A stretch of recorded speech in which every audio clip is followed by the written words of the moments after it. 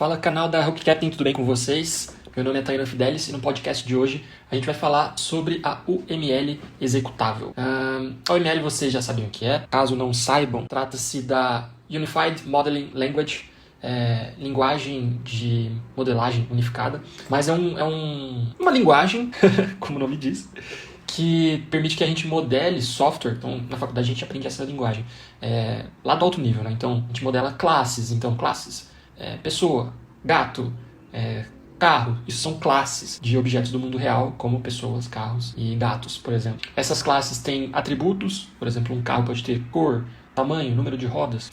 Um gato pode ter cor, pelagem, tipo da pelagem alta, pelagem baixa. A pessoa pode ter atributos como nome, enfim. E as classes também podem ter ações, então funções, dependendo da linguagem. Mas então o gato pode miar, a pessoa pode falar, a pessoa pode ler, ouvir, o carro pode ligar, desligar, acelerar, enfim. Isso só falando sobre o diagrama de classes, que é talvez mais usado, mas são vários tipos de diagramas, então tipos de artefatos presentes dentro da UML, com o fim principal de modelar situações do mundo real para utilização em software. Então, como software, beleza?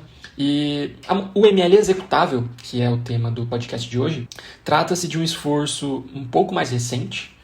Vou checar aqui quando a UML foi inventada. Achei aqui. Então, 1994, por esse cara aqui, o Grady Booch. Foi o cara que, lá em 1994, começou dos primeiros passos para a criação da UML. E a UML executável, achei aqui, já vem em 2002, então quase 10 anos depois, com a intenção de transformar aqueles modelos, aquelas classes, aqueles diagramas, que muitas vezes são utilizados apenas no momento do design do software. Então, por exemplo, as equipes, os desenvolvedores e as pessoas de produto, ou seja, as pessoas que querem consumir aquele software, elas falam, preciso que faça isso, que faça aquilo. Isso são os casos de uso ou as histórias de usuários. Então, todo software começa assim, para resolver um problema. Então, são nessas histórias que se descreve o problema, né? Preciso que um software aqui tipo iFood, preciso que a pessoa seja capaz de fazer pedidos, eu preciso que a loja seja capaz de cadastrar produtos, que o motoqueiro seja capaz de receber os pedidos, saber onde ele tem que buscar, onde ele tem que entregar. Enfim, essas são as histórias de usuário e os casos de uso de um sistema exemplo. É muito comum que antes da construção do software, principalmente para aqueles mais complexos, as pessoas se reúnam, então desenvolvedores, as pessoas que estão mais coladas com o produto, ou seja, um motoqueiro, um usuário final, lá, um cara que faz pedidos, e um dono de restaurante, um ou mais, né, expliquem o que eles precisam de forma que os engenheiros ou um arquiteto do sistema desenhe esse sistema antes dele começar a ser construído. Na maioria das vezes esse desenho é por meio da UML, ou seja, é por meio dessas classes, desses diagramas que são um padrão no mercado hoje para arquitetar e para desenhar esses sistemas. Mas o que é muito comum mesmo, até conversando com o João Choma, que já participou de alguns vídeos aqui no canal, e ele é mais da academia, né? E perguntou, no mercado usa-se diagrama de classes e tal? E a minha resposta foi, cara, até usa-se, mas mais como um item de documentação que de vez em quando, raramente lá, anualmente, os desenvolvedores vão checar e muito provavelmente já está tudo depreciado, ou seja, as coisas já mudaram, mas aquele artefato, aquele modelo UML, ainda não. Então, já tem classes a mais, ou algumas classes têm atributos diferentes, funcionalidades diferentes, ações diferentes, e enquanto aquele artefato ainda está todo antigão.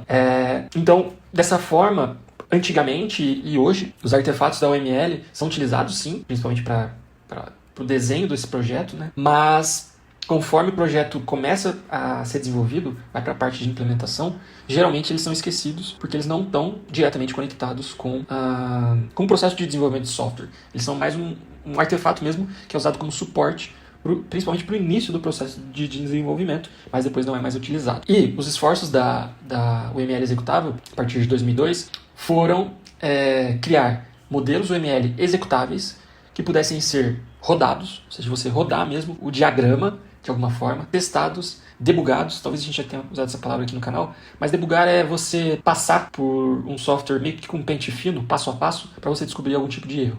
E medidos para performance. Então, que modelos UML pudessem ser rodados, testados, debugados e medidos pela performance. E que pudessem ser compilados em linguagens de programação menos abstratas, ou seja, mais baixo nível. A gente já falou bastante aqui no canal sobre alto nível e baixo nível. Então, uma linguagem mais baixo nível e menos abstrata, por consequência, ela está mais perto da linguagem de máquina. Enquanto uma linguagem mais alto nível, como por exemplo você desenhar diagramas, são modelos, são linguagens mais abstratas, menos objetivas. E então, portanto, o ML executável tem como objetivo também gerar software em linguagens de mais baixo nível, tendo como objetivo implementações específicas, né? Então, pensa lá, você quer gerar a mesma classe de diagramas ali, você definiu o seu software usando essa linguagem UML, que é bem abstrata, e depois você compila, você gera código para a linguagem que você esperar ali, por exemplo, PHP, Java, Python, JavaScript, certo? E aqui na Wikipedia ainda comenta que o ML executável suporta a arquitetura orientada a modelo, né, que é o MDA, que a gente já estudou aqui em alguns vídeos atrás. Então, essa é o ML executável, e eu li o livro desses caras, de 2002, deixa eu achar o nome do autor. Isso, são 3 autores, Elizabeth Ryan, Stephen Meller e Mark Balser. Eu li esse livro e achei bem bacana, fiz algumas anotações aqui, e eu vou passar por elas, mas não lendo-as, mas comentando com vocês as coisas que eu achei interessante durante a leitura do livro. Então, primeiro, né, os autores comentam que geralmente os compiladores surgem depois dos conceitos. Então, é como se você, primeiro, os humanos primeiro idealizassem um conceito, um jeito de modelar as coisas, e depois construíssem os compiladores que traduzem aquele modelo para um outro tipo de modelo, como por exemplo uma linguagem de mais baixo nível. Então, comparando aqui, né, o ML nasce lá em 94, mas esses esforços aqui o ML executável vêm 8, 10 anos depois. E que isso sempre aconteceu assim, e que inclusive nos primeiros momentos desses conceitos, desses modelos, geralmente são humanos que trabalham como compiladores ali, como a gente faz hoje, né? A gente vê ali um diagrama UML, mas a gente que faz essa compilação, ou seja, a gente entende ele e traduz para uma linguagem menos abstrata. Ele fala bastante sobre domínios. Então, para que o ML executável funcione de maneira correta, você tem que definir muito bem o domínio da aplicação e qual o objetivo. Ele comenta sobre a missão do domínio. Um domínio tem que ter uma missão bem clara, porque senão a gente consegue modelar as mesmas coisas de infinitas maneiras, né? Se você quer, sei lá, testar velocidade de um carro, ou se você quer testar o quanto ele consegue durar de acordo com o ambiente em que ele está exposto, para você modelar, para você testar essas duas características, muito provavelmente o domínio, como você vai modelar esse carro, será feito de formas diferentes. Então, o domínio da aplicação é uma coisa bem importante, e ele inclusive comenta que interface de usuário, esse foi um grande aprendizado desse livro, interface do usuário não está no mesmo domínio da aplicação. Então, hoje a gente constrói software meio que tudo misturado ali, né? Quero fazer esse app tipo iFood, um app de delivery de comida. E ele precisa disso, e na tela precisa de um botão e uma lista de produtos e tal.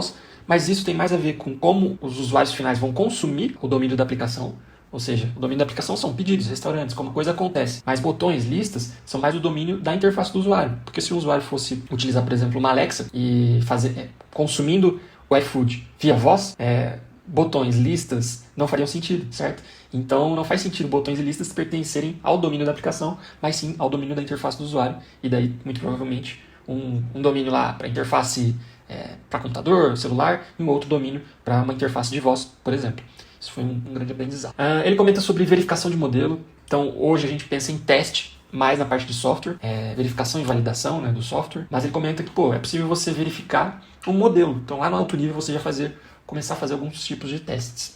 Ainda sobre domínio, ele fala que domínio é o mundo autônomo. Então, um domínio é um sistema fechado, como se fosse o nosso corpo. Nosso corpo é um sistema fechado. E ele conversa com outros domínios, e no livro ele chama de pontes, né? Bridges. Mas pense no domínio como um sistema fechado, um mundo autônomo. Ali dentro, ele depende só dele mesmo. Bem interessante esse conceito, mesmo porque a gente está usando simulação, que pensa em usar simulação para renderizar, para expor para o desenvolvedor que a gente está buscando atender o domínio da aplicação. Então, ao invés de usar interfaces e tal, expor isso via uma simulação.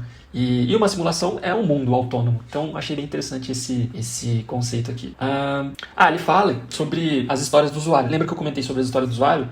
Histórias dos usuários, que são aquelas frases, geralmente em linguagem natural, que explicam o que os usuários esperam daquela aplicação. Igual aquela frase que eu falei, eu como motoqueiro, eu quero abrir o app e saber de onde... qual lugar que eu tenho que pegar o pedido e qual lugar eu tenho que entregar. Vamos dizer que essa é uma história de usuário. E e eu quero ver isso num mapinha, por exemplo, certo? E o autor comenta que, nessa história de usuário tem mesclado ali dois tipos de domínio, dois domínios diferentes. Um é o domínio da aplicação, que fala sobre pedidos, que fala sobre o restaurante, que fala sobre o endereço do restaurante, pode falar até sobre rotas. E tem o domínio da interface do usuário, que fala sobre como a gente vai mostrar aquelas rotas para o usuário, por exemplo, por um mapa, qual vai ser o ícone que vai estar no lugar de entrega daquele pedido, como a gente vai mostrar o pedido para aquele usuário. Mas na história do usuário, da forma que o usuário entregador falou com o desenvolvedor ou com o designer da aplicação, esses dois domínios estão mesclados, e que isso é muito comum, cabe ao designer do modelo separá-los nos respectivos domínios. A gente já falou sobre pontes, ele comenta sobre action semantics, então semântica de ações, ou semânticas de ação. Eu não entendi muito bem, mas em geral trata-se de uma linguagem que podem ser várias linguagens, mas de certa forma você precisa, em um software que implemente a UML executável, ter algum tipo de linguagem que represente as ações desse modelo. Porque, por exemplo, um diagrama de classes, que é aquele diagrama que eu falei, que teria um gato, uma pessoa, enfim, e que teria atributos e ações, lembra-se disso? Esse diagrama é estático, mas a gente precisa ter, num domínio, as coisas não ficam paradas, né? Esses objetos, essas classes, objetos são instâncias dessas classes. Então, os gatinhos e as pessoas, elas interagem entre si. E isso são ações. Então, essa é a parte dinâmica do modelo que o autor cita que deve ser implementada por algum tipo de semânticas para a ação. Semântica para a ação. Constraints, então, restrições. Ele utiliza a OCL, que é... Vou pegar aqui. A OCL é um acrônimo de Object Constraint Language. Então, é uma linguagem desenvolvida na IBM para descrever as regras que se aplicam aos modelos UML de restrição. Então, por exemplo, restrições como identificador único, um valor mínimo ou máximo, por exemplo, idade da pessoa. A idade da pessoa é um atributo que tem essa restrição, que esse atributo só pode ter a idade mínima de 0 e a idade máxima de, 150. Então, isso pode ser implementado já em nível de modelo. Hoje em dia, gente, isso é implementado lá no final pelo desenvolvedor, lá na parte de implementação.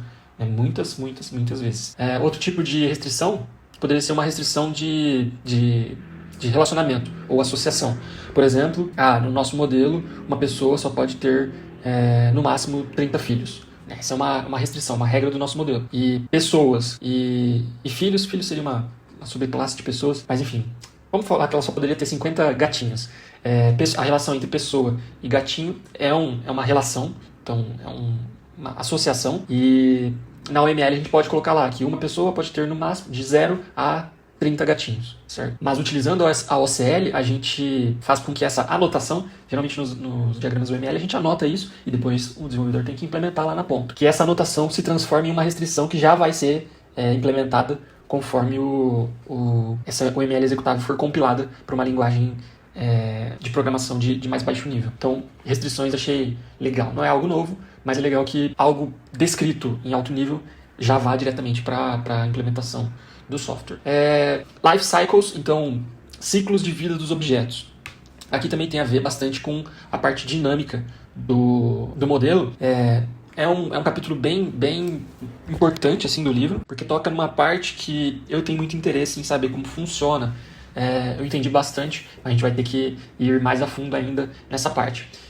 Essa parte tem bastante a ver com o que a gente comentou no livro sobre simulação, né? O livro que a gente comentou nos últimos vídeos também, The Big Book of Simulation Modeling.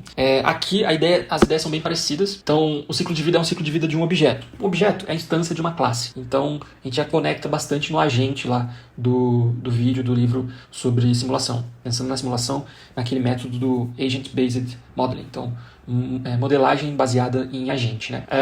Quais são os subtópicos aqui que ele aborda no livro da UML executável? Máquinas de estados.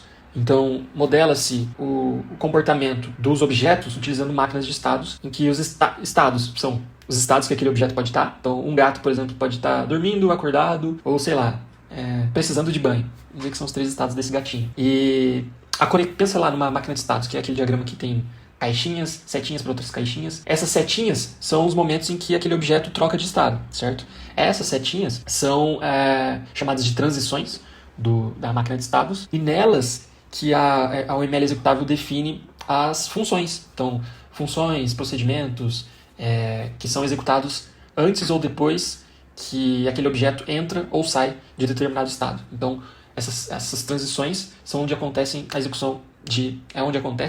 execução de ações, seja quando aquele objeto está para entrar em um estado ou quando ele acabou de sair de um estado, ele executa aquela ação.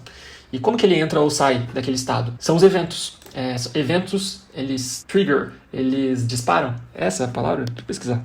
Trigger é o gatilho, né? Então, eles acionam. Os eventos acionam transições. Um evento, por exemplo, se a gente pensa num software mais comum, esse software lá do iFood, um evento poderia ser criação de pedido solicitado. Ou criação de pedido solicitado.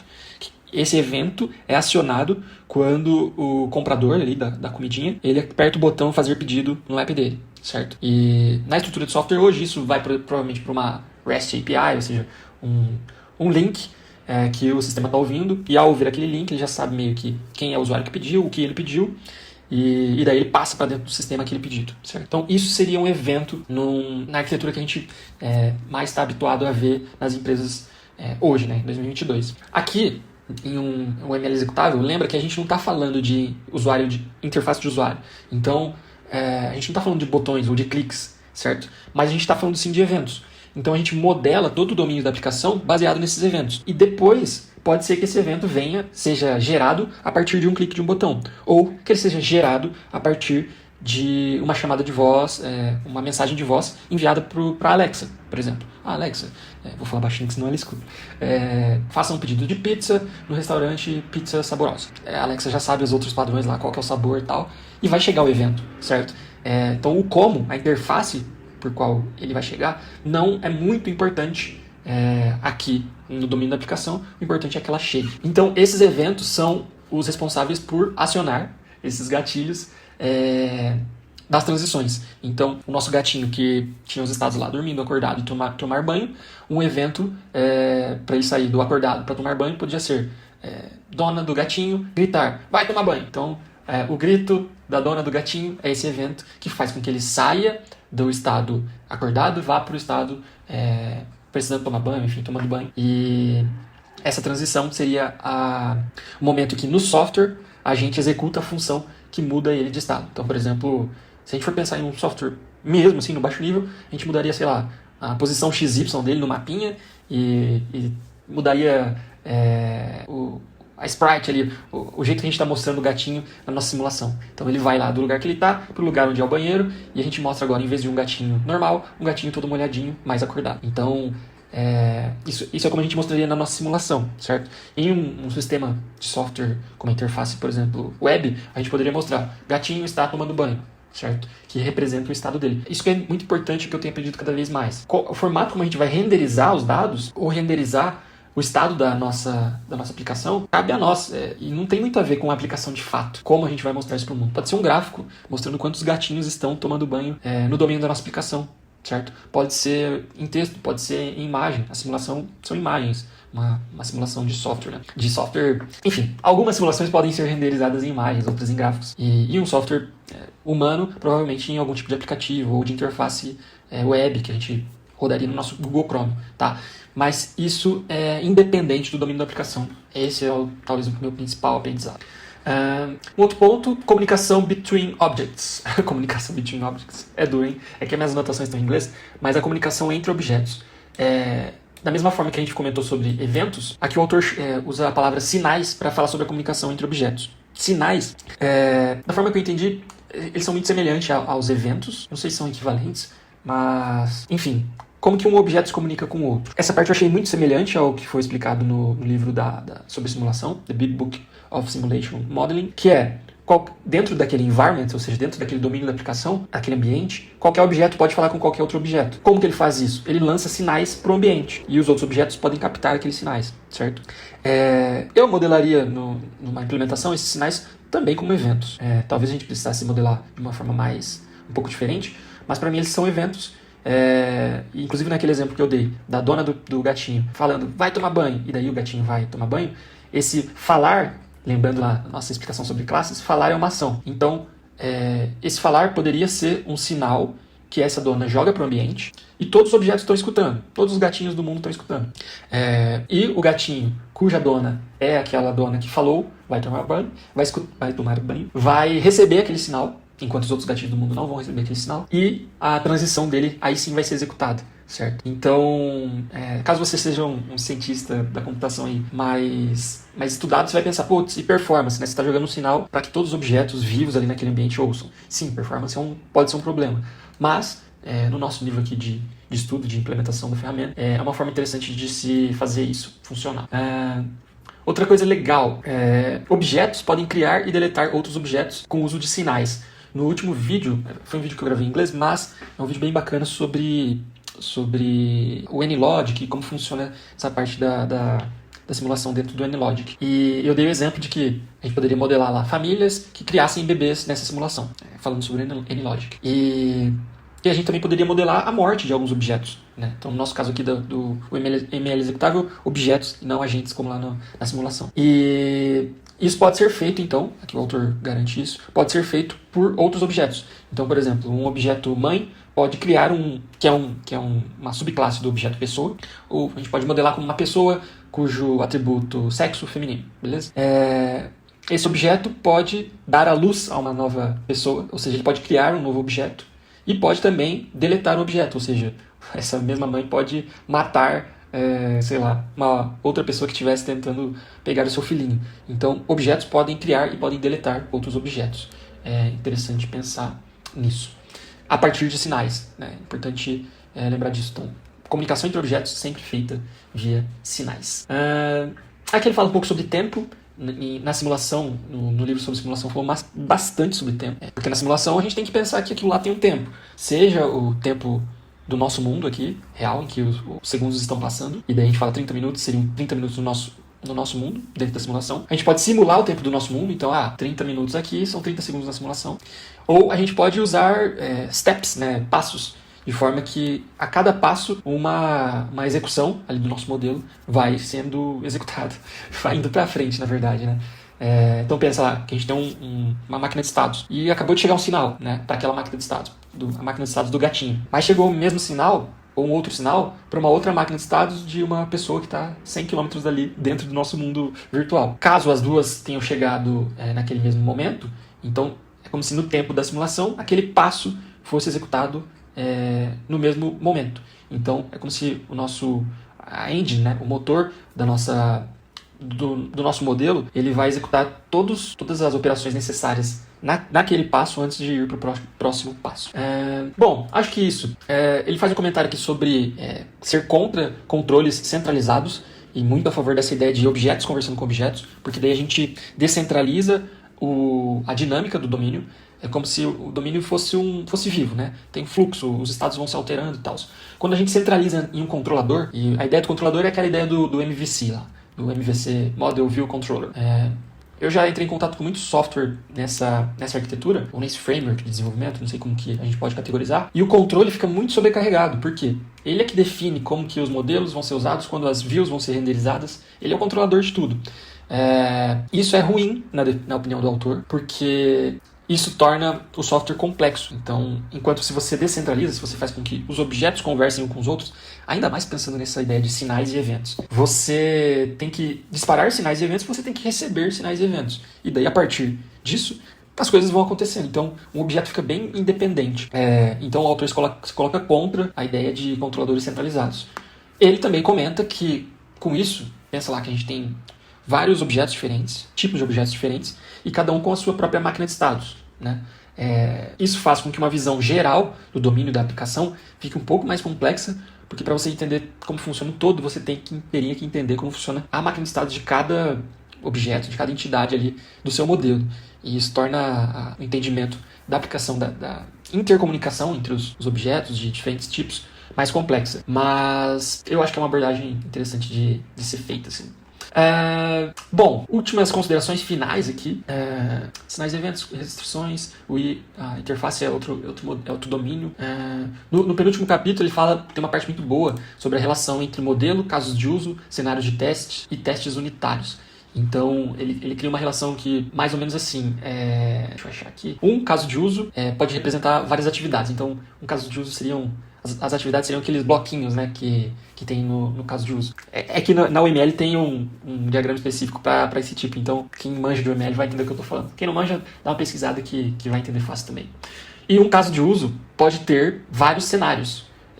Como se cada um deles fosse um caminho potencial pelo caso de uso. Então pensa, o caso de uso, a gente voltando lá ao nosso entregador. Eu quero que a entrega vá de um lugar até, e eu quero saber onde que é o destino dela. Beleza, esse é o caso de uso, mas ele é bem amplo. E se no meio do caminho a entrega for, o pedido for cancelado, o que deve acontecer? Putz, já é outro caminho do mesmo caso de uso, né? Ele comenta também que tem níveis de modelos, níveis de caso de uso, enfim, mas só para exemplificar, putz, tem 2 caminhos. Então, esses vários caminhos a gente pode chamar de cenários. E um cenário é uma base para cada caso de teste. Então, um cenário é a base para cada caso de teste. E a execução daquele cenário é o caso de teste. Então, o autor traz essa visão geral, assim. Eu achei muito bacana porque eu sempre tive essa ideia de, putz, simulação e teste são muito parecidos, né? E...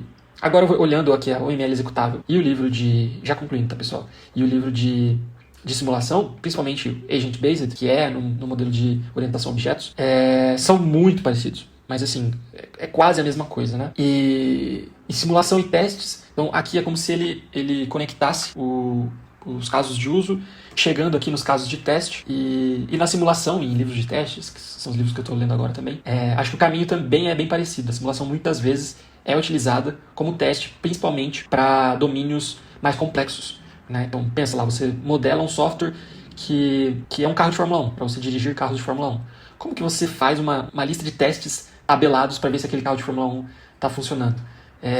Tipo, em uma tabela do Excel. É muito difícil, né? É mais fácil você botar aquele software para rodar e usar ele. Então, simular de fato, porque daí você, como o oráculo do teste, o cara que sabe se aquele software está certo ou errado, vai conseguir fazer a asserção ali, ó, isso aqui está correto ou isso aqui está falso. Então, sim, simulação e teste se conectam em determinadas partes. É isso que a gente vai continuar estudando aqui pra gente criar inovações aí na área de desenvolvimento de software, conseguir melhorar como se fazem as coisas e principalmente, como o autor falou lá no início do livro, transformar modelagem e o software final não em coisas que em fase de design estão bem próximas, mas em fase de implementação meio que se desconectam, e de forma que o design e a modelagem podem inclusive ser jogado no lixo, porque as coisas vão continuar acontecendo aqui no processo de desenvolvimento. Não, acho que mais uma vantagem do caminho que a gente está tomando esse modelo passa a ser executável, passa a ser compilável e passa, talvez no futuro, a ser o próprio modelo que os desenvolvedores vão trabalhar em cima em alto nível. Beleza?